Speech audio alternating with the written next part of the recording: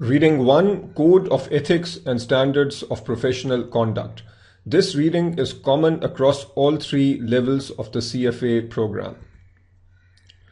There are three major points covered in this particular reading. The first one has to do with the CFA Institute Professional Conduct Program. The second point is the Code of Ethics. There are 6 elements here and you need to know each of them. And finally, we will cover an overview of the standards of professional conduct. In this particular reading, we just talk about the standards. In the next reading, we talk about the standards. In the next reading, we will cover the standards in a lot of detail. CFA Institute Professional Conduct Program. All CFA Institute members and candidates enrolled in the CFA program are required to comply with the code and standards. And this obviously includes you. You are taking this course, so either you have signed up for an exam, which means that you are a candidate, or you might already have become a member of the CFA Institute. So whatever we talk about here applies to you, and that is why very often in this lecture and then in the subsequent lecture I might just be referring to you and put you in a scenario, and we'll then discuss whether or not a particular standard is being violated. The Professional Conduct Program, or PCP, in conjunction with the Disciplinary Review Committee, also called the DRC, is responsible for enforcement of the code and standards. The DRC is a volunteer committee of CFA charter holders who serve on panels to review conduct and partner with the professional conduct staff to establish and review professional conduct policies.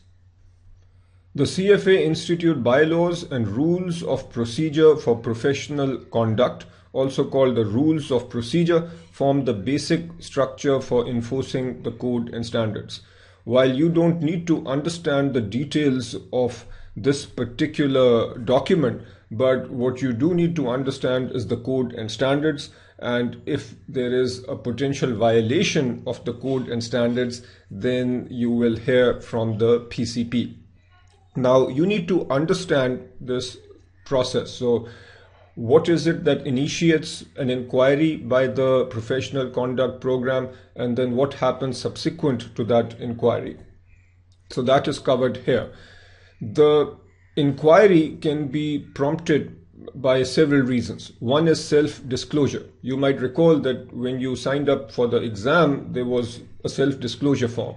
If you disclose there that you've been in some legal trouble in the past, or have had some issues with law enforcement authorities or anything to that effect, then you will hear from the professional conduct program. There can also be written complaints where somebody else, possibly a charter holder or somebody else who's enrolled in the CFA program, might write to the PCP and complain about behavior that does not align with the code and standards. Evidence of misconduct. This means that the CFA Institute staff may become aware of questionable conduct through the media or through regulatory notices or some other public source. And the fourth one is perhaps the most common: report by a CFA exam proctor. When you are taking the exam, you will be given some very specific instructions. For example, at the end of the exam, you'll be asked to put down your pens and close your answer booklets. If anyone does not follow those instructions, the exam proctor will report you to the CFA Institute. So this happens quite often. Make sure that you are careful. The CFA Institute may also conduct analysis of scores and exam materials after the exam, as well as monitor online and social media to detect disclosure of confidential exam information.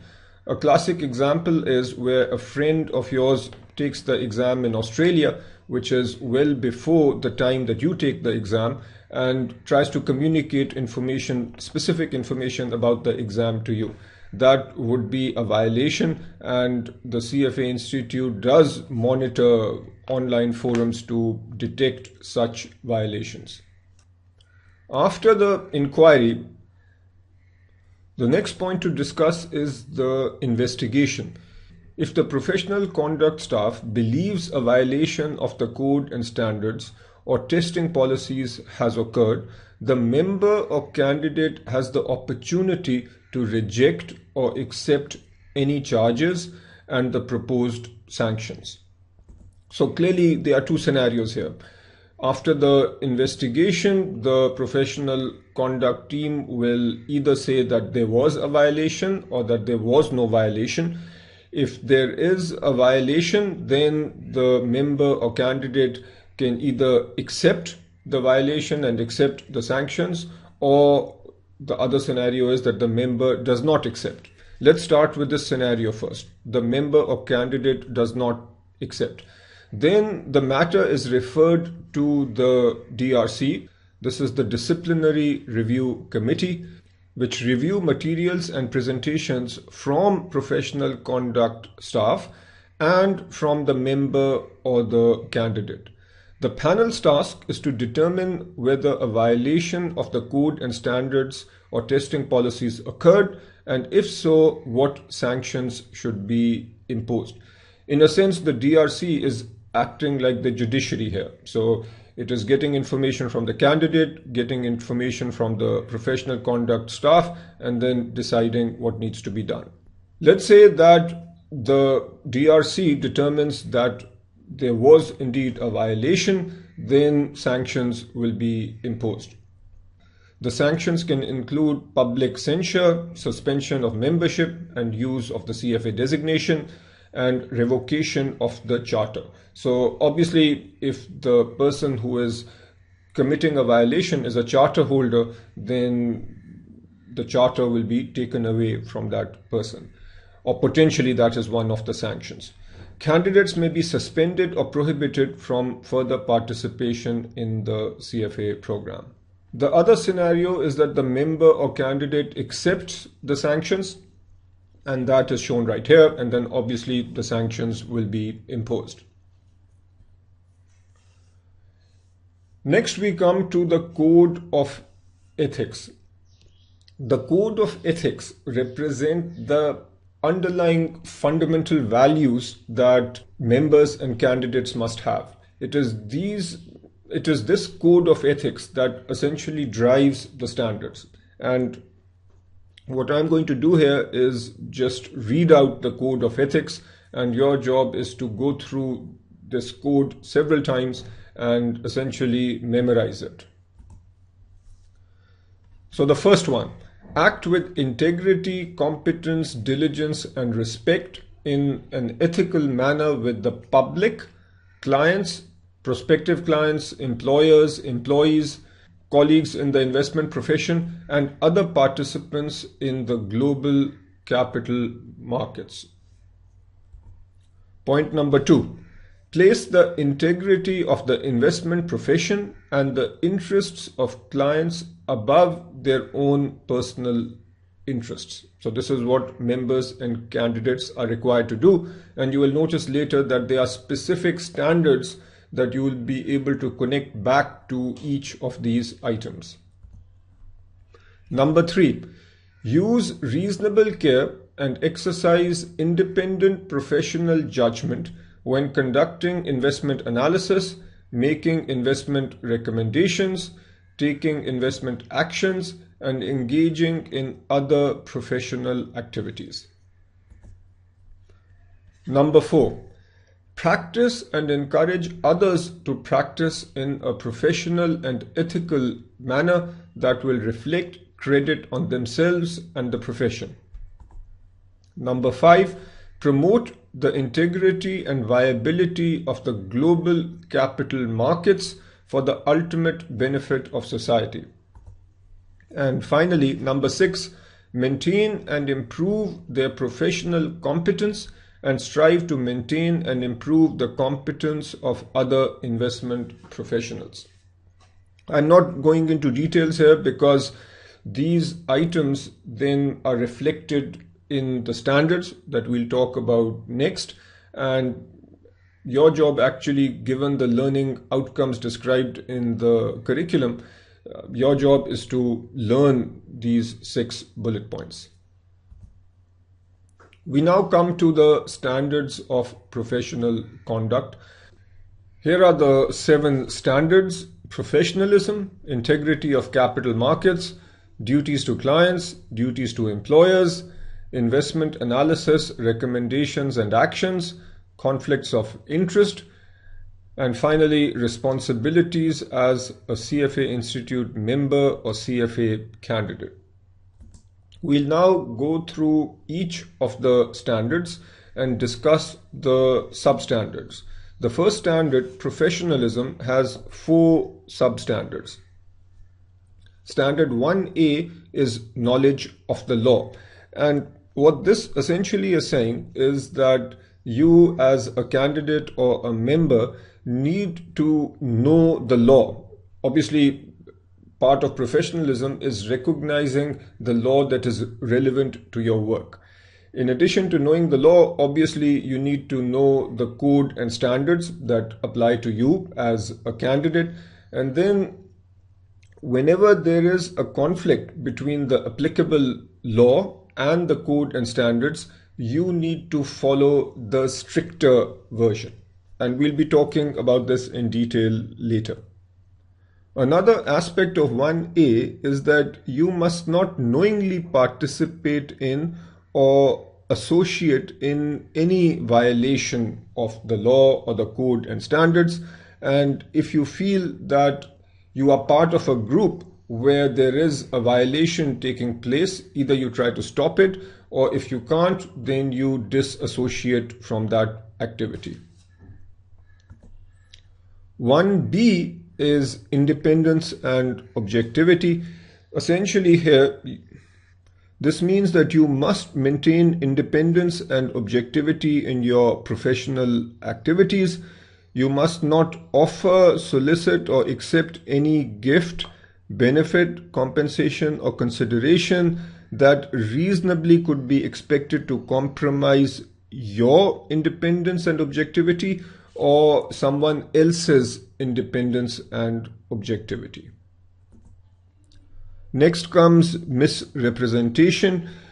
You must not knowingly make any misrepresentations relating to investment analysis, recommendations, actions, or other professional activities. 1D is misconduct. This means that you must not engage in any professional conduct involving dishonesty, fraud, or deceit, or commit any act that reflects adversely on your professional reputation, integrity, or competence. Standard 2, integrity of capital markets. Here we have 2 substandards. Standard 2A is material non-public information. If you possess material non-public information that could affect the value of an investment, then you must not use that information to make any investment-oriented decisions, and you must not cause anyone else to act on this information either. 2B, market manipulation. You must not engage in practices that distort prices or artificially inflate trading volume with the intent to mislead other market participants. Standard 3 is duties to clients. Here we have 5 substandards. 3A is loyalty, prudence, and care. You have a duty of loyalty to your clients and must act with reasonable care and exercise prudent judgment. You must act for the benefit of your clients and place your clients' interest before the interest of your employer and before your own self-interest. 3B is fair dealing. You must deal fairly and objectively with all clients when providing investment analysis, making investment recommendations, taking investment action, or engaging in other professional activities. 3C is suitability. When you are in an investment advisory relationship with a client, you must do the following. Number one, make a reasonable inquiry into your client's or prospective client's investment experience, risk and return objectives, and financial constraints before making any investment recommendations or taking investment actions. And you must reassess and update this information regularly. Number two, you must determine that an investment is suitable for your client's financial situation and consistent with your client's written objectives, mandates, and constraints before making an investment recommendation or taking investment action. And finally, you must judge the suitability of investments in the context of your client's total portfolio.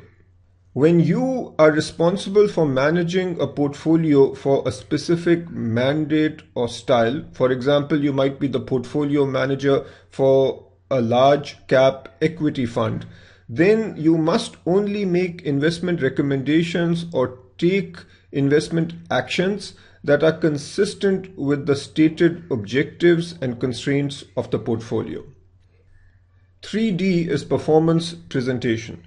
When communicating investment performance to your clients or to the public, you must be careful about ensuring that the information you present is fair, accurate, and complete. 3E, preservation of confidentiality.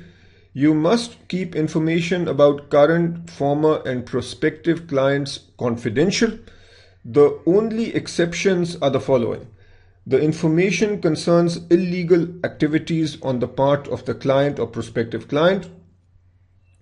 Exception number 2 is that disclosure is required by law. And exception 3 is that the client or prospective client permits disclosure of the information. There are 3 substandards. 4A is loyalty. In matters related to employment, you must act for the benefit of your employer and not deprive your employer of the advantage of your skills and abilities. You must not divulge confidential information or otherwise cause harm to your employer. 4B is additional compensation arrangements.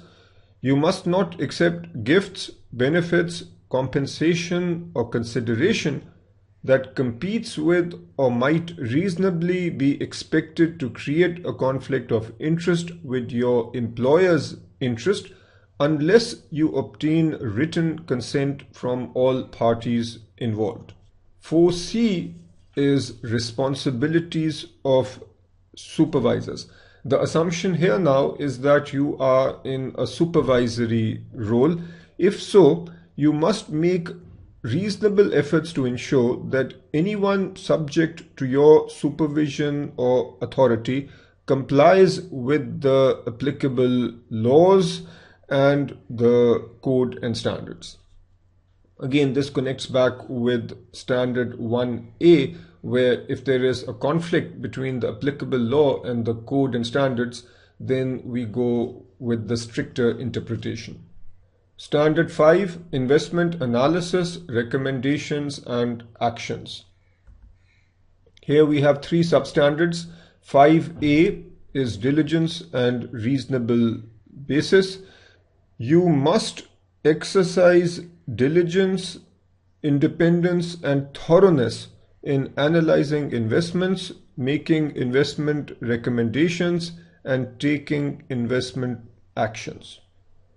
You must also have a reasonable and accurate basis supported by appropriate research and investigation for any investment analysis, recommendation, or action. 5B is communication with clients and prospective clients. When communicating with clients and prospective clients, you must keep the following 4 points in mind. Number 1, You must disclose to clients and prospective clients the basic format and general principles of the investment process that you use to analyze investments, select securities, and construct portfolios. And you must promptly disclose any changes that might materially impact those processes. Number 2, you must disclose to clients and prospective clients significant limitations and risks associated with the investment process. Number 3, you must use reasonable judgment in identifying which factors are important to your investment analysis, recommendations, or actions. And when you are communicating with clients, you must include these factors in your discussion. And number 4, you must distinguish between fact and opinion in the presentation of investment analysis and recommendations. 5C is record retention. You must develop and maintain appropriate records to support your investment analysis, recommendations, actions, and other investment-related communications with your clients and prospective clients. Standard 6, conflicts of interest. Here we have 3 substandards. 6A is disclosure of conflicts. You must make full and fair disclosures of all matters that could reasonably be expected to impair your independence and objectivity or interfere with your duties to clients, prospective clients, and your employer. You must ensure that such disclosures are prominent, are delivered in plain language, and communicate the relevant information effectively. 6B is priority of transactions. When you execute investment transactions for your clients or for your employers, these must have priority over the investment transactions that you execute for yourself or for someone who is closely related to you. 6C, referral fees. You must disclose to your employers, clients, and prospective clients any compensation, consideration, or benefit received from or paid to others for the recommendation of products or services. Standard 7, responsibilities as a CFA Institute member or CFA candidate. Here we have 2 substandards. 7A is conduct as participants in CFA Institute programs. You must not engage in any conduct that compromises the reputation or integrity of CFA Institute or the CFA designation or the integrity, validity, or security of CFA Institute programs. 7B, reference to CFA Institute, the CFA designation, and the CFA program. When referring to CFA Institute, CFA Institute membership, the CFA designation, or candidacy in the CFA program, you must not misrepresent or exaggerate the meaning or implications of membership in CFA Institute, holding the CFA designation, or candidacy in the CFA program.